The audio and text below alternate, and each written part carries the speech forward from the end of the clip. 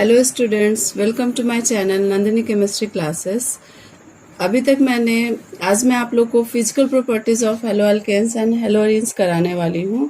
अभी तक मैंने preparation method of halo alkanes और हेलो एरीन करवा चुकी हूँ। तो अभी स्टार्ट करते हैं फिजिकल प्रॉपर्टीज। तो फर्स्ट पॉइंट आता है स्टेट। स्टेट का मतलब होता है कि जो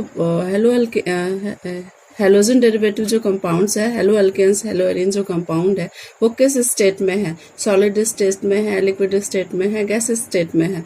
तो एक्चुअली होता ये है कि जो हेलो अल्केन्स का जो स्टेट होता है वो उनके मोलिकुलर मासेस पे डिपेंड करता है। मोलिकुलर मासेस का मतलब होता है जैसे जैसे कंपाउंड में number of carbon chain increase होते जाते हैं, उनका मोलिकुलर मास बढ़ता जाता है और उनका स्टेट हैवी होते जाता है। मीन्स गैसेस स्टेट में मोलिकुलर मासेस कम होते हैं, जैसे मोलिकुलर मास बढ़ेगा, कार्बन चेन बढ़ेगा, उनका मास बढ़ जाता है और वो गैसेस से लिक्विड स्टेट में आ जाते हैं, उसके बाद वो सॉलिड स्टेट में आ जाते हैं। तो यहाँ पे फर्स्ट है lower halo alkanes. Lower halo alkanes कौन कौन से होते हैं? जिनका मास कम होता है। Lower halo alkanes, lower halo alkanes जो होते हैं जिनमें नंबर ऑफ कार्बन एटम कम होते हैं, जिनका मोलिकुलर मास कम होता है, वो गैसेस स्टेट में होते हैं। तो ये हमारा लोअर हेलो अल्केन्स में है। वो किस कंडीशन में होते हैं? गैसेस स्टेट पे होते हैं। एग्जाम्पल मैं लिख देती हूँ, CH3, methyl chloride, methyl bromide, और फिर ये एग्जाम्पल है मिथाइल, फिर C2H5, Cl, etc। मतलब जिनके नंबर जिस मॉलिक्यूल्स में, जिस कंपाउंड में नंबर ऑफ कार्बन एटम कम होंगे, जिनका मॉलिक्यूलर मास कम होगा, वो गैसेस स्टेट में होंगे। दूसरा पॉइंट आता है हायर हेलो अल्केन्स।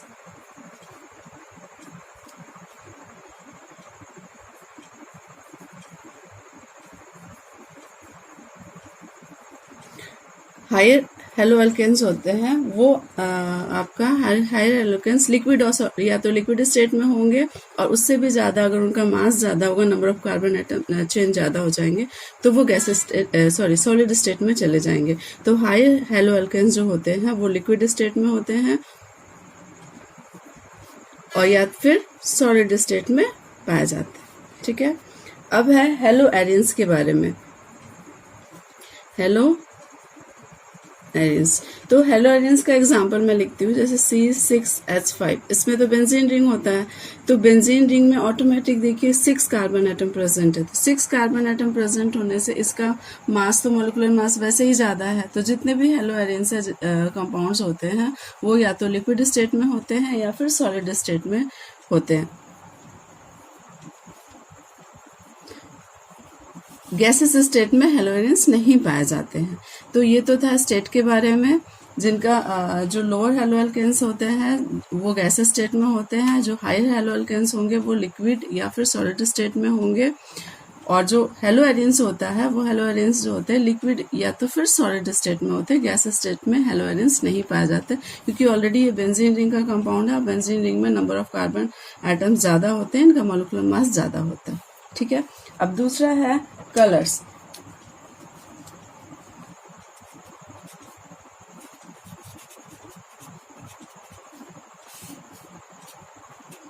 अब कलर कैसा होता है हेलो अल्केन्स का? तो जितने भी हेलो अल्केन्स होते हैं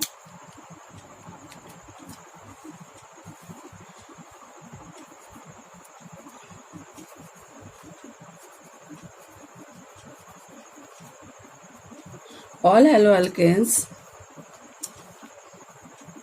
are colorless in pure conditions। अगर हेलो अल्केन्स जो है वो अगर प्योर कंडीशंस में है तो वो क्या होते हैं? कलरलेस होते हैं। बट ये तो एक पॉइंट था। और दूसरा पॉइंट है, अगर ब्रोमाइड्स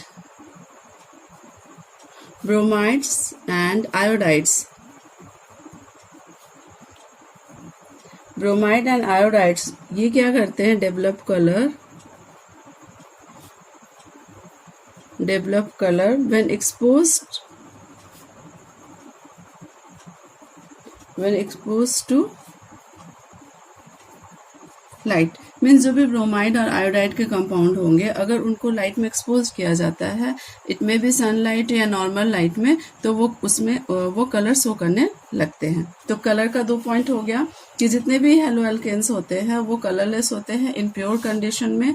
दूसरा जो ब्रोमाइड्स और आयोडाइड्स है वो अगर उसको लाइट में एक्सपोज किया जाए वैसे कंपाउंड को तो वो कलर शो करना स्टार्ट कर देते हैं। ठीक है। तीसरा है स्मेल।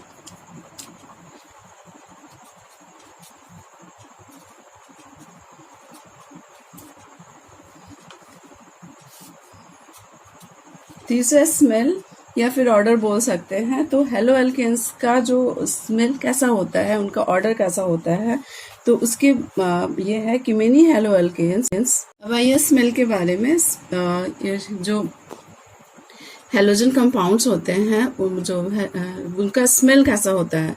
तो जो जितने वोलाटाइल कंपाउंड्स है, जो वोलाटाइल हेलोजन कंपाउंड्स हैं, उनका स्वीट स्मेल होता है। स्वीट स्मेल जब हमको प्लीजेंट लगता है, जैसे हम लोग अगरबत्ती जलाते हैं या फिर जो भी स्मेल हमको अच्छा लगता है वो होता है स्वीट स्मेल। तो अगरबत्ती का स्मेल कैसे अच्छा लगता है, उसी तरह जो वोलाटाइल कंपाउंड्स होते हैं, वोलाटाइल यहाँ पे अंडरलाइन कर देती हूँ मैं, ये जो वोलाटाइल जो हेलोजन कंपाउंड्स होंगे उनका स्मेल होता है स्वीट स्मेल होता है।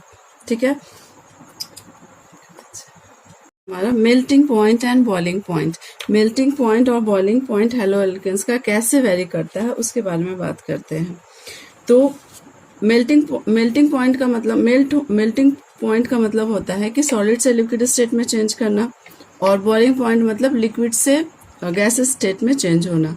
तो ये दोनों में स्टेट चेंज होने के लिए मॉलिक्यूल्स के बीच में इंटरमॉलिक्यूलर फोर्स होता है जिसको ब्रेक करना होता है। जैसे ये हमारा ये मॉलिक्यूल सपोज करिए, यहाँ पे ये मॉलिक्यूल ले लिया मैंने,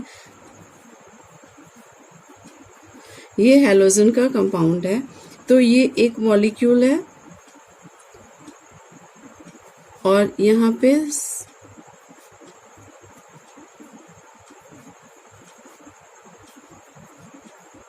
ये दूसरा मॉलिक्यूल्स है।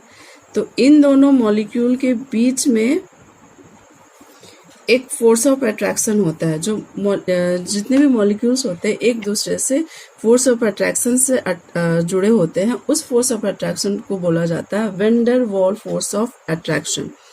तो इस vendor Waals force of attraction को हमको ब्रेक करना होता है, स्पेशली सॉलिड से लिक्विड के केस में लाने के लिए और लिक्विड से गैसेस केस में लाने के लिए। तो ये van der Waals force of attraction जितना ज़्यादा होगा उतना ही हमारा बॉइलिंग पॉइंट और मेल्टिंग पॉइंट ज़्यादा होगा, और अगर मॉलिक्यूल्स के बीच में van der Waals force of attraction कम होगा तो मेल्टिंग और बॉइलिंग पॉइंट कम होगा।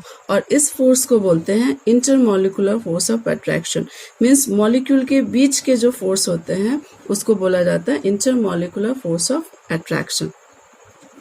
ठीक है। तो मेल्टिंग एंड बॉइलिंग पॉइंट हमारा डिपेंड करता है vendor Waals force of attraction, vendor Waals force of attraction पे डिपेंड करता है। इसका यहाँ पे मैं लिख देती हूँ, vendor Waals force of attraction short form में है vendor Waals force of attraction. Force of attraction ये डायरेक्टली प्रोपोर्शनल होता है मोलर मास पे। ठीक है। मोलर मास का मतलब हो गया कि जो मॉलिक्यूल्स हैवी होगा, जिसका मॉलिक्यूलर मास ज़्यादा होगा, उसके बीच में van der Waals force of attraction ज़्यादा होता है। तो वैसे मॉलिक्यूल्स को सेपरेट करने के लिए हमको ज़्यादा एनर्जी लगाना पड़ता है, तो उनका बॉइलिंग पॉइंट ज़्यादा होता है। बेसिकली ये बॉइलिंग पॉइंट के बारे में हम लोग बात कर रहे हैं। तो उस मॉलिक्यूल्स का बॉइलिंग पॉइंट ज़्यादा हो जाता है जिसका मॉलिक्यूलर मास ज़्यादा होता है, क्योंकि उन दोनों मॉलिक्यूल्स के बीच में vendor of force of attraction ज़्यादा होता है। और अगर मॉलिक्यूल का मोलर मास कम है तो उनके बीच में force of attraction intermolecular force of attraction कम होता है, और उसको मॉलिक्यूल्स को सेपरेट करने के लिए हमें कम एनर्जी की रिक्वायरमेंट होता है, तो इसका बॉइलिंग पॉइंट कम होता है। मतलब ये कि जो मोलर मास अगर हम इंक्रीज करेंगे मॉलिक्यूल्स के बीच में तो बॉइलिंग पॉइंट भी उसका इंक्रीज होता जाता है। ठीक है, तो ये तो आप लोग को समझ में आ गया। यहाँ पे एक और नोट देती हूँ मैं, मतलब इम्पोर्टेंट है ये।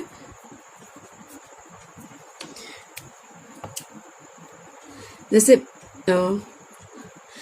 ये मॉलिक्यूल्स है, ये हमारा यहाँ पे एक्सप्लेन करते हैं। ये जो अल्काइल हैलाइड कंपाउंड है, ये अल्काइल हैलाइड आया कैसे? CH3X, ये अल्काइल मिथाइल हैलाइड कंपाउंड है। तो या फिर मैं यहाँ पे मिथाइल क्लोराइड लेती हूँ मैं। तो मिथाइल क्लोराइड आया कैसे? तो बेसिकली हम लोग ये किससे बनाए थे? CH4 से बनाए थे, मतलब मीथेन से बना है। तो जो ये मॉलिकुलर मास है, मीथेन का मॉलिकुलर मास और मिथाइल क्लोराइड का मॉलिकुलर मास, ये मीथेन के मॉलिकुलर मास आपका हो जाएगा 18, और इसका ज़्यादा हो जाता है क्योंकि क्लोरीन का 35.5 ग्राम ऐड करना होता है। तो इस कंपाउंड का मॉलिकुलर मास मीथेन से ज़्यादा है।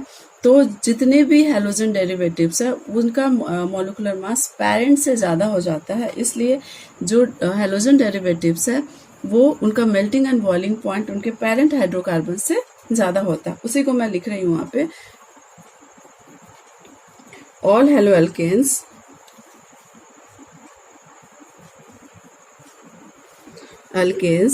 are heavier as compared to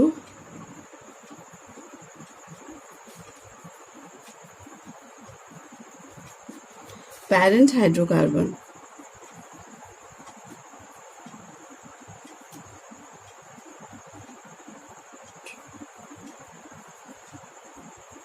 carbons, उसको ऐसे भी लिख सकते हैं।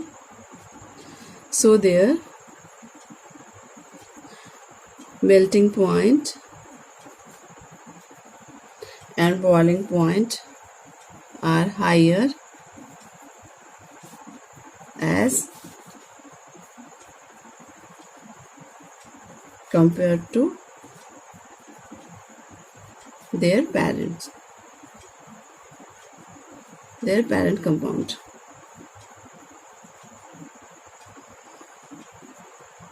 ठीक है, तो ये तो अच्छी तरह समझ में आ गया कि जितने भी all haloalkanes are as heavier as compare to parent hydrocarbon. ये तो मैंने एक्सप्लेन कर दिया कि हैलोअल्केन्स जो होते हैं वो हैवी होते हैं अपने पेरेंट हाइड्रोकार्बन से। तो इनका जो मेल्टिंग एंड बॉइलिंग पॉइंट होगा उनके पेरेंट हाइड्रोकार्बन के मेल्टिंग एंड बॉइलिंग पॉइंट से इसका ज़्यादा होता है। और ये भी चीज़ आप लोग को अच्छी तरह क्लियर है कि जैसे मॉलिकुलर मास कंपाउंड का बढ़ता जाएगा उसका क्या होता जाएगा, मेल्टिंग पॉइंट और बॉइलिंग पॉइंट। स्पेशली ज़्यादातर बॉइलिंग पॉइंट्स के बारे में बात करते हैं। बॉइलिंग पॉइंट्स क्या होता है, अगर मॉलिकुलर का हैलोअल्केन्स का मॉलिकुलर मास ज़्यादा होता है तो उनका जो बॉइलिंग पॉइंट होता है वो भी बढ़ता जाता है। मोलर मास इंक्रीज होगा तो बॉइलिंग पॉइंट भी इंक्रीज होता है। ठीक है,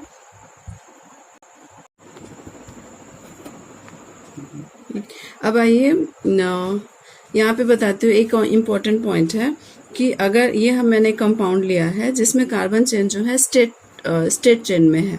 ठीक है, इसको क्या नाम देते हैं, ऐसे नॉर्मल नाम देंगे, normal butane chloride, normal and butyl chloride नाम देंगे, या फिर आईयूपैक नेम में क्लोरोब्यूटेन बोला जाएगा। तो ये जो कंपाउंड है इसमें कार्बन किस फॉर्म में, स्ट्रेट चेन में है। फिर यहाँ पे मैंने कंपाउंड लिया है, उसमें ब्रांचिंग कर दिया। जैसे ये कार्बन है, कार्बन का अटैचमेंट यहाँ पे इस तरह से, ये कार्बन इधर चले गए, ब्रांचिंग कंडीशन में आ गए हैं। तो जैसे जैसे जो कार्बन का कंपाउंड होता है उसके अगर ब्रांचिंग करते जाते हैं तो यहाँ पे देखिए इस स्ट्रेट चेन में सरफेस एरिया ज़्यादा है और जैसे ब्रांचिंग के सरफेस एरिया कम हो जाता है। तो जब कंपाउंड का सरफेस एरिया ज़्यादा होता है तो उसका बॉइलिंग पॉइंट भी ज़्यादा होता है, और जिस कंपाउंड का सरफेस एरिया कम होता है तो बॉइलिंग पॉइंट कम हो जाता है। मतलब ये कि कार्बन, जब हम कार्बन के स्ट्रेट चेन से ब्रांच की ओर मूव करते हैं तो हमारा उस कंपाउंड का बॉइलिंग पॉइंट डिक्रीज होता जाता है। जैसे यहाँ पे दिया है boiling point is inversely proportional to branching, मतलब हम कंपाउंड का ब्रांचिंग करते जाएंगे तो उसका सरफेस एरिया डिक्रीज होता जाएगा और उसका बॉइलिंग पॉइंट भी डिक्रीज होता जाता है। तो इसका मैं एक एग्जांपल लेती हूँ आप लोग को। यहाँ पे एग्जांपल लेती हूँ, जैसे ये कार्बन का स्ट्रेट चेन कंपाउंड है और इसमें ये आप वैलेंसी इसका सेटिस्फाइड कर दीजिए हाइड्रोजन से।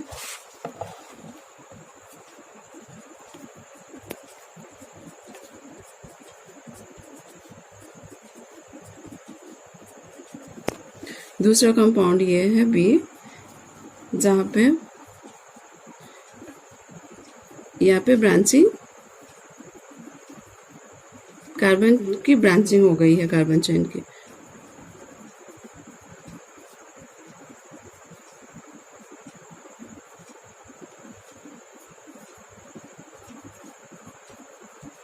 ठीक है, और एक ये सी कंपाउंड है जिसमें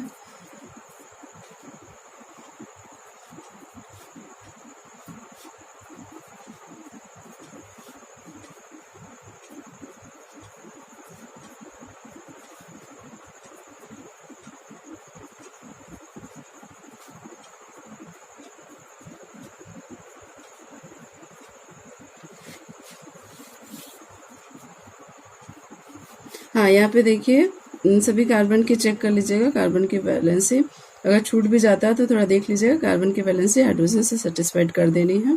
यहाँ भी क्योंकि लिखते समय थोड़ा बहुत छूट जाता है, उसको कंसिडर कर लीजिएगा।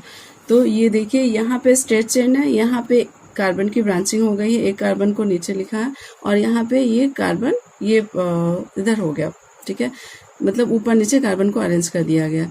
तो अब इसमें क्वेश्चन आता है कि इसमें ऑर्डर ऑफ बॉइलिंग पॉइंट क्या होगा, क्या question, order of boiling point कैसा होगा इस कंपाउंड में। तो इसमें हम लोग देखते हैं कि ये तो स्ट्रेट चेन है, यहाँ पे ब्रांचिंग थोड़ा सा हुआ, यहाँ पे ज़्यादा ऊपर नीचे ज़्यादा ब्रांचिंग हो गई है कार्बन चेन की। तो इस कंपाउंड में ऑर्डर ऑफ जो है ए का बॉइलिंग पॉइंट सबसे ज़्यादा होगा, इसके बाद बी का बॉइलिंग पॉइंट होगा और इसके बाद सी का बॉइलिंग पॉइंट होगा। तो ये समझ में आ जाना चाहिए कि इसमें जैसे जैसे हम लोग ब्रांचिंग बढ़ाते गए उसका बॉइलिंग पॉइंट डिक्रीज होता जाता है। ठीक है,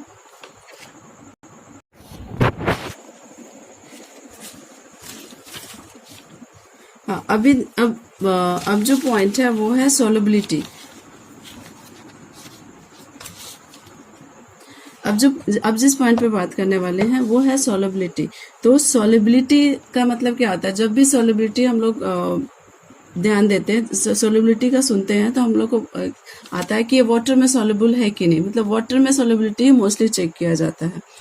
तो जो ये हेलो एल्केन्स है वो RX इस टाइप का कंपाउंड हो गया। ये मीन्स यहाँ पे पॉजिटिव चार्ज, यहाँ पे नेगेटिव चार्ज, क्योंकि हेलोजन जो होता है इलेक्ट्रोनेगेटिव होता है और ये पोलर कंपाउंड है क्योंकि इसमें पोलैरिटी डेवलप हुई रहती है, चार्जेस डेवलप हुए रहते हैं। तो ये पोलर कंपाउंड है और वाटर भी क्या होता है, पोलर कंपाउंड होता है। तो हम लोगों को आता है ध्यान में कि ये पोलर कंपाउंड है, वाटर में सॉल्युबल होगा, पर यहाँ पे एक्सेप्शन है। ये जो हेलो अल्केन्स होता है वो स्लाइटली सॉल्युबल मीन्स इनसॉल्युबल होता है इन वाटर में, मतलब बहुत रेयर केस में ये सॉल्युबल होता है। तो ये की इम्पोर्टेंट इसका एक्सेप्शन पॉइंट है कि halo alkanes are insoluble in water. Halo alkanes are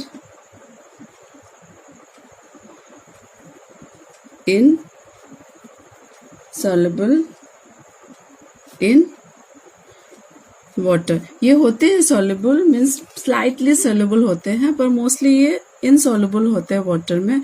इसका रीजन ये है कि जो वाटर मॉलिक्यूल होता है, वाटर मॉलिक्यूल का मैं देती हूँ एग्जांपल, ये वाटर मॉलिक्यूल्स है।